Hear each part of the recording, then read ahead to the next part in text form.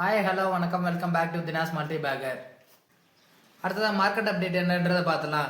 Nifty வந்துட்டு 120 point ப்ளஸ்லையும் bank Nifty வந்துட்டு 155 point ப்ளஸ்லையும் trade ஆகிட்டு இருக்கு. அடுத்ததாக கோல்டை பார்த்தோம்னா இன்னைக்கு ஒரு 220 ரூபாய் ஏறி 11,700 இருக்கு 24 கேரட்டு. அடுத்ததாக ஒரு ஆர்டிக்கல் வந்திருக்கு. அந்த ஆர்டிக்கல் என்ன சொல்லியிருக்காங்க அப்படின்னா, எஃப்ஐஏ விட டிஏ வந்துட்டு அதிகமாக இன்வெஸ்ட் பண்ணியிருக்காங்க மார்க்கெட்டில் அப்படின்னு சொல்லியிருக்காங்க.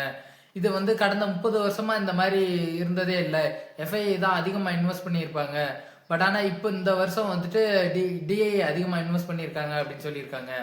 பட் ஆனால் இது வந்துட்டு மெயின் ரீசன் என்னன்னா, எஃப்ஐஐ வந்துட்டு ப்ராஃபிட் புக் பண்ணிட்டு மார்க்கெட்டை விட்டு வெளியே போயிட்டு இருக்காங்க. அதுதான் காரணம். அதே டைம்ல டிஐ வந்து இன்வெஸ்ட் பண்ணல.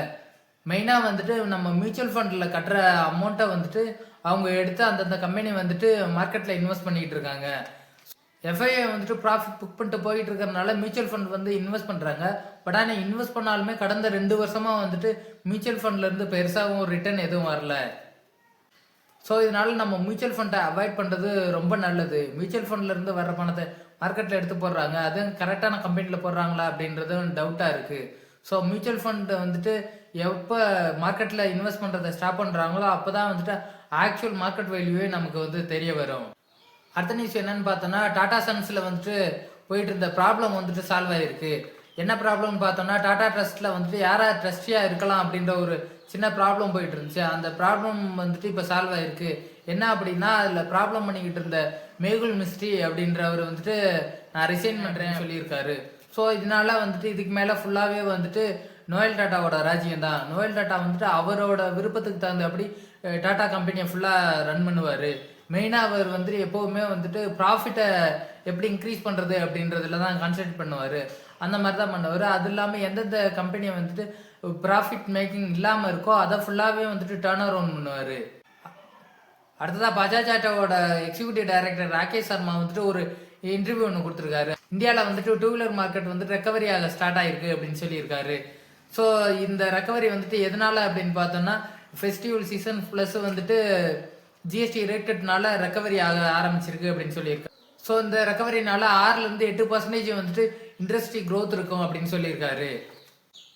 அப்புறம் எக்ஸ்போர்ட்டில் வந்துட்டு 40 மாதம் கழிச்சு நாங்கள் வந்துட்டு ஒரு மைல் ஸ்டோன் அச்சீவ் பண்ணியிருக்கோம் அப்படின்னு சொல்லியிருக்காரு. என்னன்னு பார்த்தோம்னா, 2 லட்சம் வண்டி வந்துட்டு 1 மந்த்தில் அவங்க வந்து எக்ஸ்போர்ட் பண்ணியிருக்காங்க. அது இல்லாமல் லாட்டின் அமெரிக்கா அண்டு வந்துட்டு சவுத் ஈஸ்ட் ஆசியாவில் வந்துட்டு அவங்களுக்கு அதிகமாக டிமாண்ட் இருக்குது அப்படின்னு சொல்லியிருக்காங்க. இதனால 15லேருந்து 20% வந்துட்டு எக்ஸ்போர்ட் வந்துட்டு இன்க்ரீஸ் ஆகும் அப்படின்னு சொல்கிறாரு. இது இல்லாமல் நைஜீரியாலையும் ஒரு பெரிய மார்க்கெட் எங்களுக்கு இருக்குது அப்படின்னு சொல்லியிருக்காரு. அடுத்ததாக பேடிஎம்லேருந்து ஒரு நியூஸ் வந்திருக்கு. அவங்க என்ன சொல்கிறாங்க அப்படின்னா, நாங்கள் வந்துட்டு புதுசாக ஒரு ஆப் ஒன்று லான்ச் பண்ண போகிறோம் அப்படின்னு சொல்லியிருக்காங்க வித் ஏஐ ஃபீச்சரோட. இதில் வந்துட்டு 15 அடிஷ்னல் ஃபீச்சர்ஸ் வந்துட்டு இருக்குது அப்படின்னு சொல்லியிருக்காங்க. அது இல்லாமல் பேமெண்ட்டை வந்துட்டு ஃபாஸ்ட்டாகவும் அண்ட் ஸ்மார்ட்டாகவும் அனுப்பலாம் அப்படின்னு சொல்லியிருக்காங்க. இந்த ஃபீச்சர் எல்லாமே வந்துட்டு 12 கண்ட்ரில இருந்து வர என்ஆர்ஐக்கும் அவைலபிளாக இருக்கும் அப்படின்னு சொல்லியிருக்காங்க. அண்ட் யூபிஐ டிரான்சாக்ஷனை வந்துட்டு எக்ஸல் ஃபார்மெட்லேயே அல்ல பிடிஎஃப் ஃபார்மெட்லேயே வந்து டவுன்லோட் பண்ணிக்கிற ஆப்ஷன் இருக்குது அப்படின்னு சொல்லியிருக்காங்க. இந்த ஸ்டாக் இப்போவும் ஓவர் வேல்யூடாக தான் இருக்குது. இந்த ஸ்டாக்கை பற்றி நம்ம கன்சிடர் பண்ண வேணாம். இது ஐபிஓ லிஸ்ட் ஆனதுலேருந்து கிட்டத்தட்ட 300 ரூபாய் வந்துட்டு விலை கம்மியாக தான் ட்ரேட் ஆகிட்டு இருக்கு இன்னைக்கு. அடுத்ததான் நைக்காவோட Q2 ரிசல்ட் வந்திருக்கு. ரெவன்யூ வந்துட்டு 37% இன்க்ரீஸ் ஆகிருக்கு இயர் ஆன் இயர். அது இல்லாமல் உங்களோட எல்லா செக்மெண்ட்லேயும் வந்துட்டு நல்லா ரிட்டர்ன் பண்ணியிருக்கு அப்படின்னு சொல்லியிருக்காங்க. ஸ்டாக் வந்துட்டு நேற்று 8% வரையும் ப்ரைஸ் இன்க்ரீஸ் ஆகிருக்கு. ரிசல்ட் நல்லா இருக்குது. பட் ஆனால் இந்த ஸ்டாக் வந்துட்டு ஃபியூச்சரில் எப்படி பெர்ஃபார்ம் பண்ணணும்னு நம்மளால சொல்ல முடியாது. ஸோ அதனால இந்த ஸ்டாக்கை நம்ம வந்துட்டு அவாய்ட் பண்ணலாம். இந்த ஸ்டாக் வந்து இப்போவுமே 50 டைம் புக்கில் வந்துட்டு வேல்யூ ட்ரேட் ஆகிட்டு இருக்கு.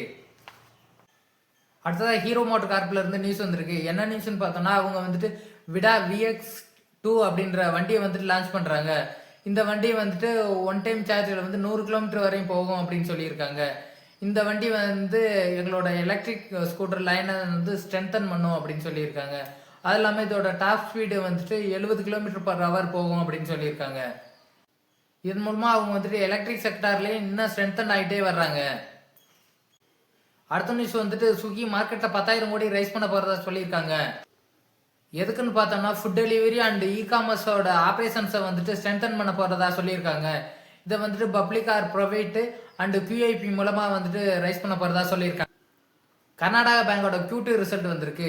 நெட் ப்ராஃபிட் வந்துட்டு 9% இன்க்ரீஸ் ஆகிருக்கு குவார்டர் அண்ட் குவார்டர். பட் ஆனால் இயர் ஆன் இயர் 5% வந்து டிக்ளைன் ஆயிருக்கு. இந்த ஸ்டாக் இப்பவுமே அண்டர் வேல்யூடாக தான் இருக்கு. இந்த ஸ்டாக்கை நம்ம வந்துட்டு தாராளமாக வந்து டாடா பவர் 11,000 கோடி வந்துட்டு கிளீன் எனர்ஜிக்காக ஹைட்ரோ பவர்ல இன்வெஸ்ட் பண்றாங்க. இது வந்துட்டு மும்பையில தான் பண்றாங்க. இப்போ வந்து இதை வந்து மும்பையில தான் பண்றாங்க. கிளீன் எனர்ஜியை வந்துட்டு ஸ்டோர் பண்ணிக்கிறாங்க பவரை. எப்போ வந்துட்டு டிமாண்ட் அதிகமாக இருக்கோ அப்போ வந்துட்டு ஜெனரேட் பண்ணி பவரை வந்துட்டு சப்ளை பண்ணுவாங்க. இதன் மூலமா அவங்களுக்கு வந்துட்டு ப்ராஃபிட் வரும் அப்படின்னு அவங்க பண்ணிக்கிட்டு இருக்கிறதுனால ரினியூவபிள் எனர்ஜியை வந்துட்டு இன்னும் அவங்க எக்ஸ்பேண்ட் பண்ணுவாங்க. ரெட்டில இருந்து நியூஸ் வந்திருக்கு. என்ன நியூஸ்னு பார்த்தோன்னா அவங்களோட இமெயில் கம்யூனிகேஷனை வந்து ஹேக் பண்ணி வேற ஒருத்தவங்களுக்கு 2 கோடியை வந்துட்டு டிரான்ஸ்ஃபர் பண்ணிட்டாங்க. இதை பத்தி அவங்க வந்து கம்ப்ளைண்ட் கொடுத்துருக்காங்க. இதோட இன்வெஸ்டிகேஷன் வந்துட்டு போயிட்டு இருக்கு. அடுத்ததா பஜாஜ் ஃபினான்ஸோட Q2 ரிசல்ட் வந்திருக்கு. 22% வந்துட்டு year on year net profit increase ஆயிருக்கு அப்படின்னு சொல்லியிருக்காங்க. அது இல்லாமல் புதுசாக கொடுக்குற லோனும் வந்துட்டு நம்பர் ஆஃப் லோன் வந்து 16% இன்க்ரீஸ் ஆயிருக்கு அப்படின்னு சொல்லியிருக்காங்க. அடுத்த நியூஸ் வந்துட்டு லென்ஸ்கார்ட் ஐபிஓ நேற்று வந்து மார்க்கெட்டில் லிஸ்ட் பண்ணாங்க. இதில் வந்துட்டு 3% வந்துட்டு லாஸ்ட்ல லிஸ்ட் ஆயிருக்கு. ஸோ இந்த மாதிரி நியூஸ்னால தான் நம்ம வந்துட்டு ஐபிஓவில் வந்துட்டு அப்ளை பண்ண வேணாம் அப்படின்னு சொல்லி, ஸோ இந்த மாதிரி வந்துட்டு ஐபிஓவில் லாஸ் ஆகுது அப்படின்றதுனால தான் நம்ம வந்துட்டு ஐபிஓவை அவாய்ட் பண்ணுங்க அப்படின்னு சொல்லிட்டு இருக்கோம். இந்த வீடியோ பிடிச்சிருச்சுன்னா லைக் பண்ணுங்க, உங்க ஃப்ரெண்ட்ஸ் அண்ட் ஃபேமிலிக்கு ஷேர் பண்ணுங்க, எங்க சேனலை சப்ஸ்கிரைப் பண்ணுங்க. தேங்க்யூ.